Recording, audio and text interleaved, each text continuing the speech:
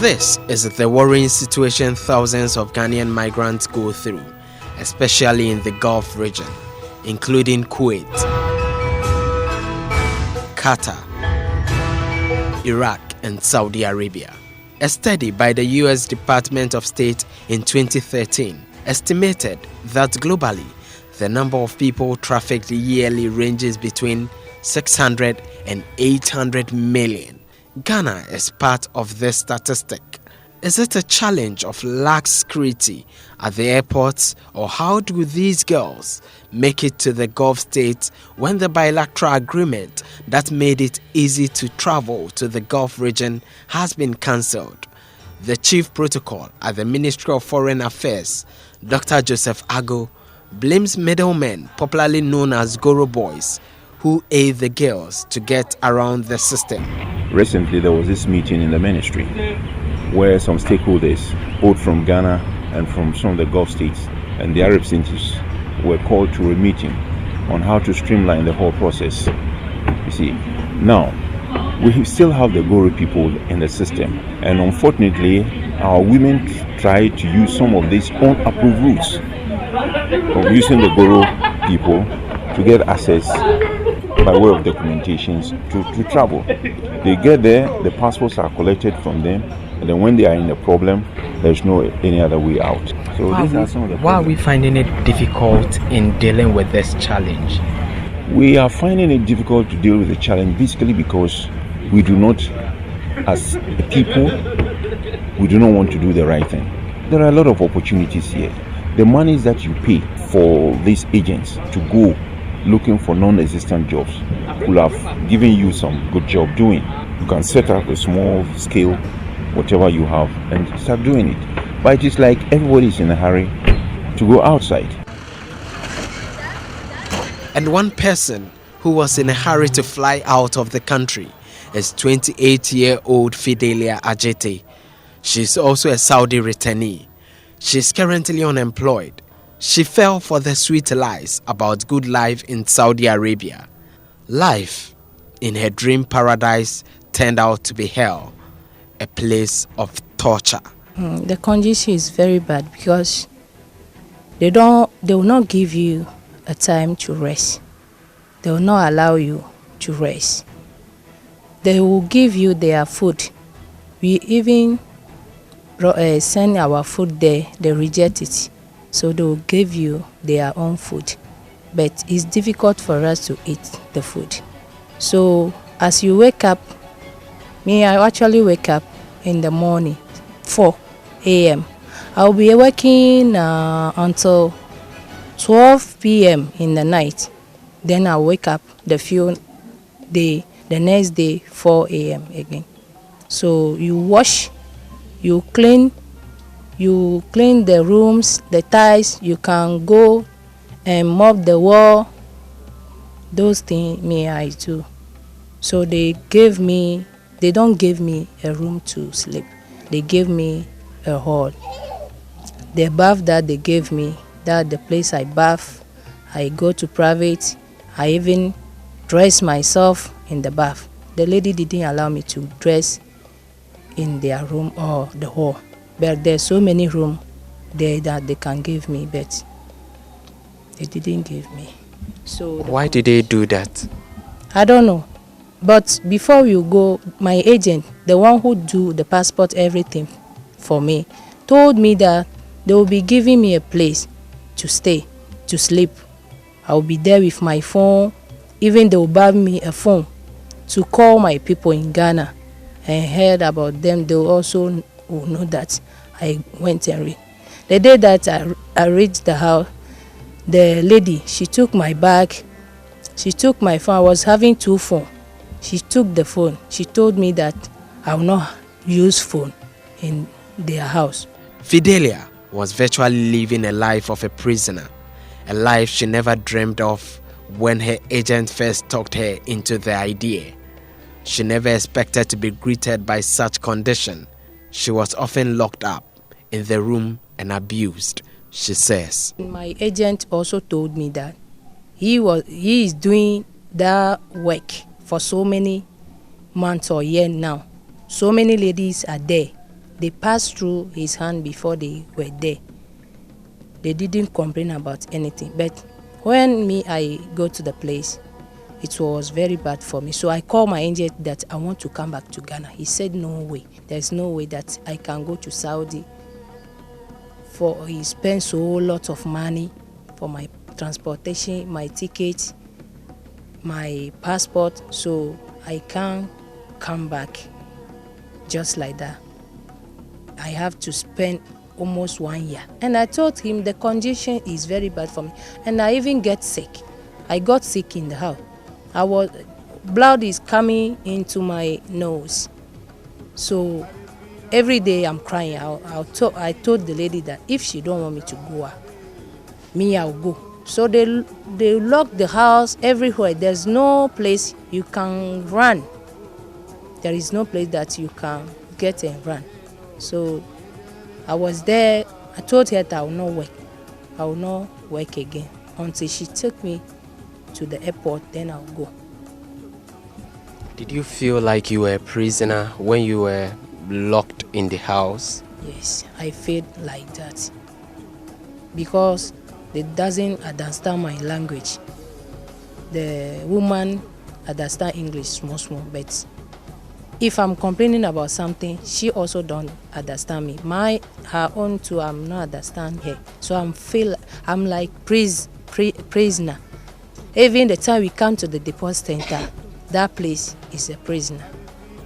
Clearly, many of these girls went there with the expectation of getting better jobs, but the inhumane treatment from the employers made reality dawn on them. They were pursuing elusive dreams. How do we protect these girls from making such journeys that will end up exploiting them? Dr. Delali Badasu is director of the Center for Migration Studies at the University of Ghana. She argues that the practice can be made unattractive if immigration is tightened. The restrictions in other destinations would make people go to where they find somebody who says, I'll take you, I'll find a job for you, I already have the job. So these syndicates or networks, they work very fast for them. Within a matter of days or weeks, they have taken them. So they will compare it to trying to get a visa to go to Europe or America. It takes quite a while. And for that reason, they just, in ignorance, just follow somebody who does the groundwork for them and takes them. It could also be that the kind of skills they have, most of them have no skills. Fidelia is one of such girls. Her justification for traveling was to seek greener pastures to cater for her 2 children. Her spirit was crushed, but a near-death experience she encountered is one moment she would not forget. The condition I'm passing through in Ghana, the situation, I don't have any proper work. And I was having 2 kids without a husband. So I'm suffering. I was working somewhere, but the salary is not enough for me and my 2 kids. So when I heard the news from one of my brother in Christ, member here, he told me that ladies were going and they are surviving life in Saudi. So I also decided to go. And the work that they told us to, that if you go there, we will do. I see that is a very easy job. I can do it. And the salary that they said they will give us, I said, that will help me and my 2 kids. Do you have any regret making that decision of going to Saudi Arabia? Yes, I have regret because the time they brought me to the deport center, I thought they would come and buy my ticket for me, then I will go. But they took me to their house and they put me at the deport center. The deport center is like prison.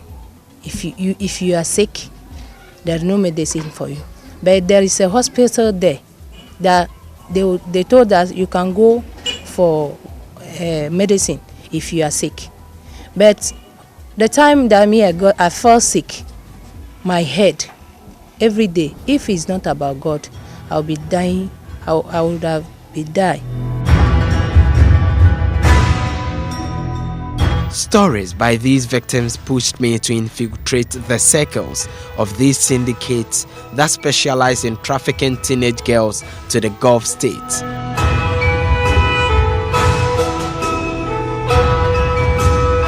I thought you make the U-turn here. I track an international child trafficking syndicate operating from Accra, a suburb of Mamobi.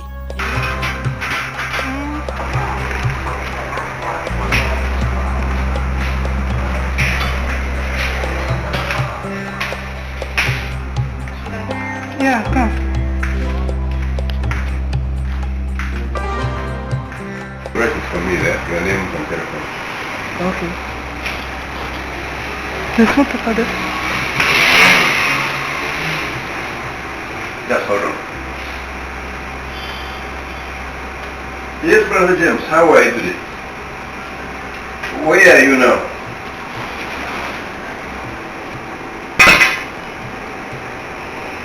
Sorry, I want to have a new lady candidate who would like to take for testing. I want to hand her over to you. So you're testing and then she goes to Fidelia to stay in the apartment with the Judith and the rest.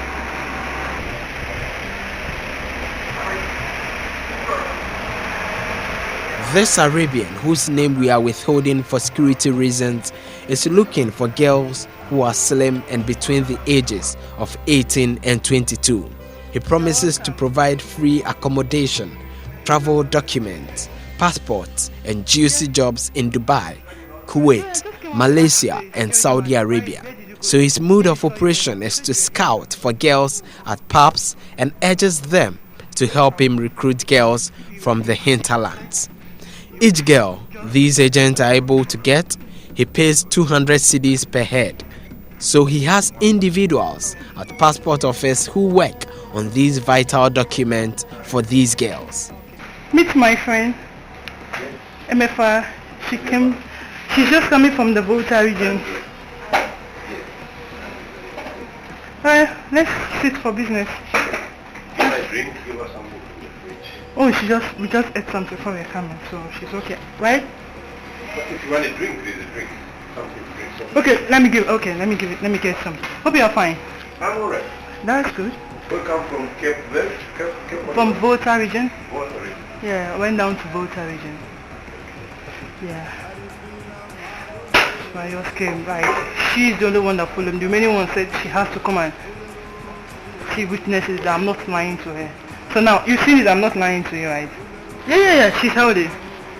That's your sir? Yes. Against what disease?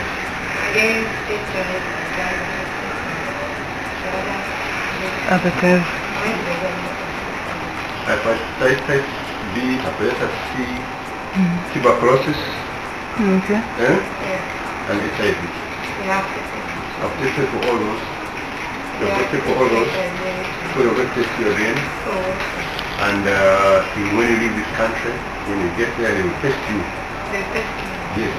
They will test you on your arrival. When you arrive, after 1 day, they will test you. So if you don't find your right, they cannot. If they find you sick, they cannot. Yeah, let's have rest. You have your drink. Rest. Be cool. She's not going back to Volta region now, is she? I think she's not going back to Volta region. No, I told her that. We can arrange the accommodation for them with the lady who has an apartment, so we can rent. No, it's in Kwabenya. Kwabenya. Dome Kwabenya. Kwabenya. They call it. She don't want to travel. Okay. I didn't talk to them. Where was it? Other people that also. Ghanaian who work with us. They talk to them. Okay. The kingpin had arranged for some girls they intend trafficking to the Gulf states to take their medicals today.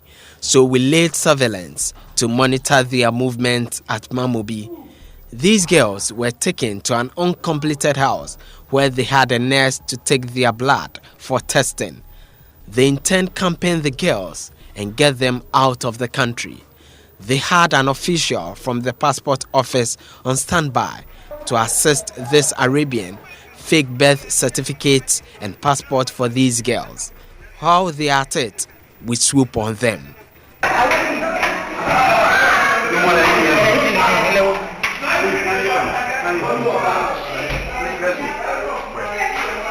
told you I'm a police officer. We are on an assignment. Just please forget. We are on an assignment. When we get to the station, you will know why we are here. Please. I don't want to have anything. Please. Please, just have a let's go.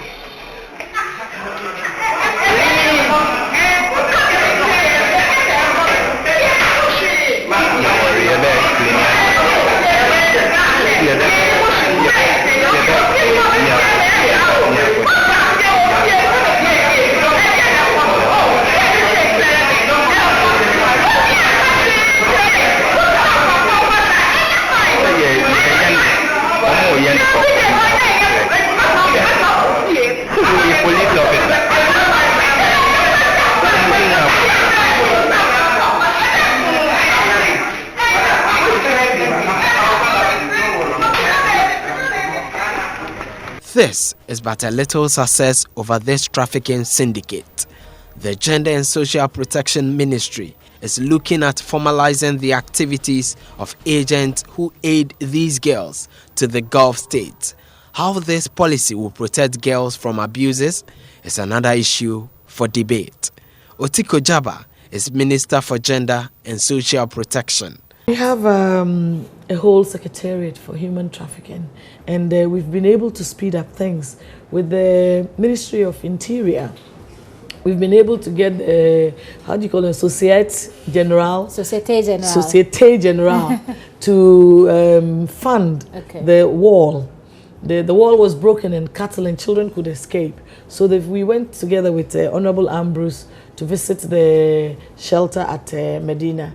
And the wall has been done, water has been provided for them. We've been able to get a shelter for the older people as well, and given some vehicles to the police human trafficking, anti-human trafficking unit. We finished the national plan of action. We're going to launch it soon.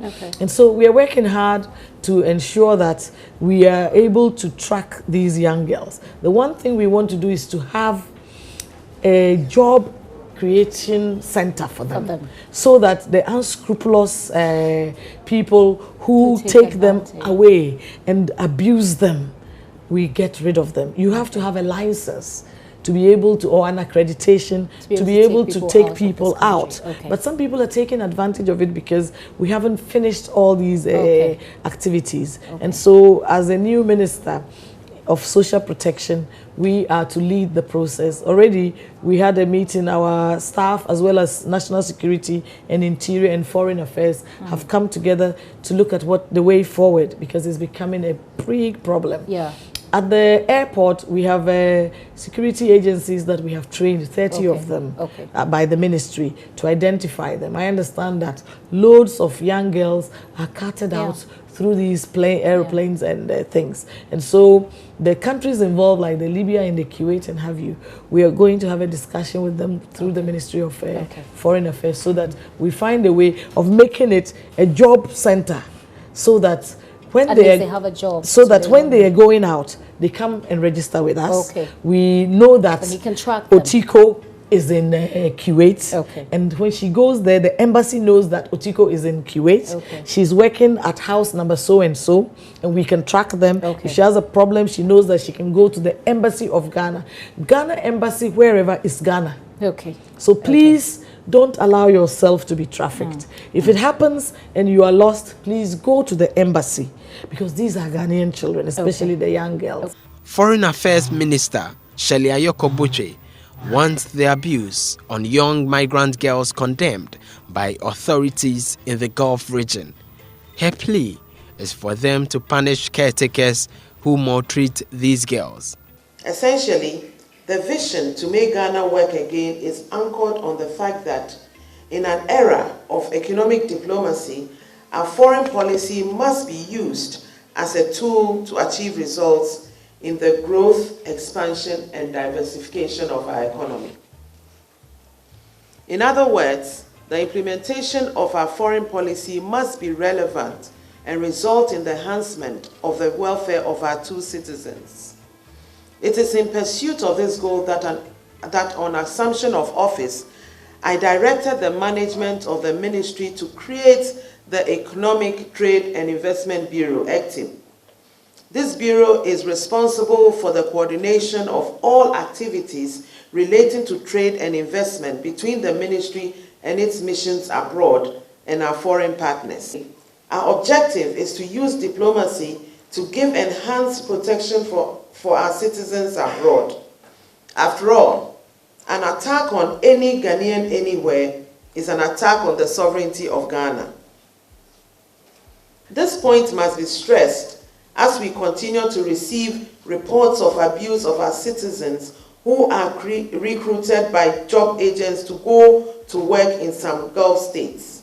Your Excellencies, this is an issue we must openly confront in an honest and contrite manner. We must not only strongly condemn them, but take practical and urgent steps to address them. In that connection, we wish to appeal to you to take bold steps to arrest these unfortunate developments of the maltreatment of Ghanaian labor migrants in your various countries. We demand that those found culpable should face the legal consequences to serve as a deterrent to others. We are very confident that your government will not condone such unlawful actions.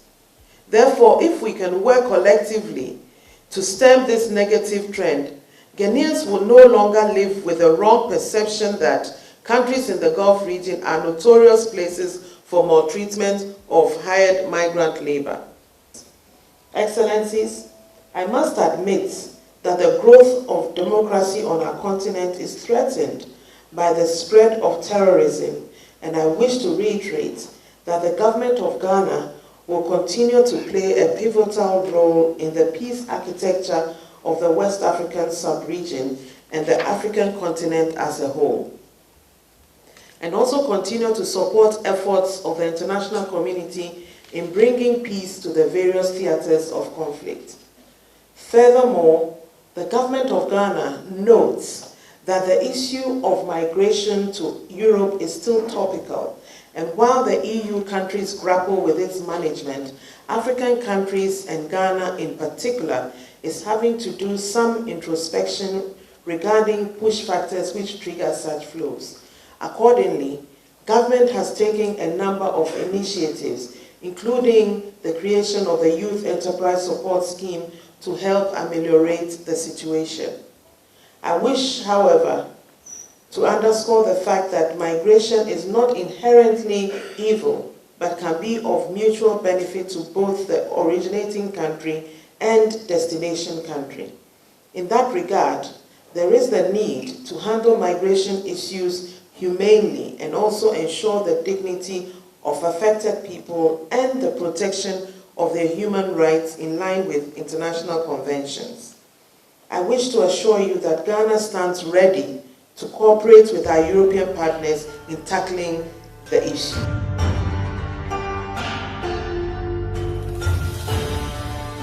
This may sound like rhetoric in the ears of many of these girls who've suffered crude treatment at the hands of their caretakers in the Gulf states.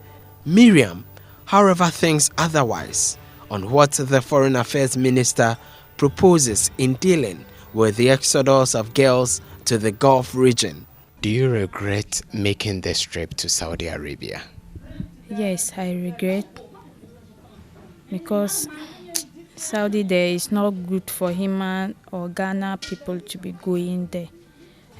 First off, if you just reach there at first place, they will collect your everything. They will collect your passport, your phone. They will search you. Even they will remove your pants to see whether you have something inside your pants, because they knew that if you have information of them, you can run away.